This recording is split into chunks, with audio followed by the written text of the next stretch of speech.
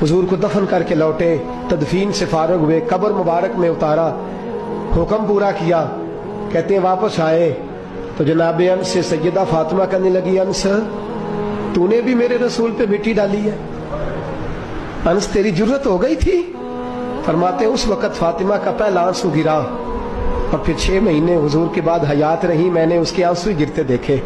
लोग सो जाते, वो हुजूर के रोज़े पे जाके बैठ जाती। कहते मैं समझाता बहलाता, लेकिन फातिमा कहती अली सब्र अपनी जगह, कर्म अपनी जगह। और मैं तुझे क्या बताऊं, बहन भाई पहले सारे चले गए, वालदा पहले छोड़ गई, अब हुजूर अलैहिस्सलातु सलाम ने भी पर्दा डाल लिया है, मुझे चार और जानिब कुछ दिखाई नहीं देता। कहते 6वां महीना था हुजूर के विसाल को।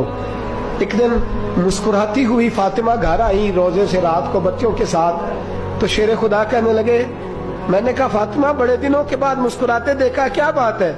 तो कहने लगी अली आज मेरी आंख लग गई थी, मुझे हुजूर ख्वाब में मिले हैं, तो मुझे हुजूर ने कहा तू रोती क्यों है? तो मैंने कहा महबूबा मेरा दिल नहीं लगता। तो फरमाया बेटी तैयारी कर, तू मेरे पास आने वाली है। हजरत अली फरमाते बस फातिमा बीमार हुई, चंद दिन गुजरे तो मुझे बुलाया और कहने लगे अली वक्त जाने का आ गया है, ये अली के घर की है इज्जत अली से सुनते, नबी के घर की है इज्जत नबी से सुनते, वो जिसने मुअज़्ज़ज़ किया घराने को, हुसैन पाल के जिसने दिया जमाने को, जाने का वक्त आ गया है अली। पहली बात तो यह है कि हुजूर की नवासी जनाब उमामा से शादी कर लेना, वो हुजूर को बड़ी प्यारी है। और दूसरी बात यह है कि मेरे हसन हुसैन इनका खास ख्याल रखना।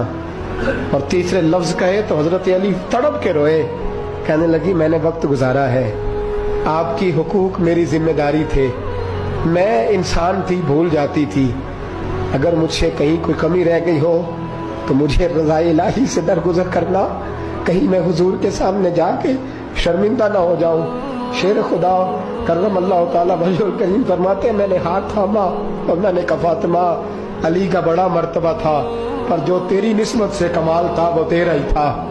तू कैसी बात करती है, तूने तो हद कर दी, शहजादी होके मेरे घर में खादिमों की तरह रही। हजरत फातिमा रज़ियल्लाहु ताला अन्हा का दूसरा हुक्म ये हुआ कि मुझे रात को दफनाया जाए। और फरमाया मेरे पहले मदीने में ऐसा नहीं होता था, ये हजरत फातिमा ने सबसे पहले कहा।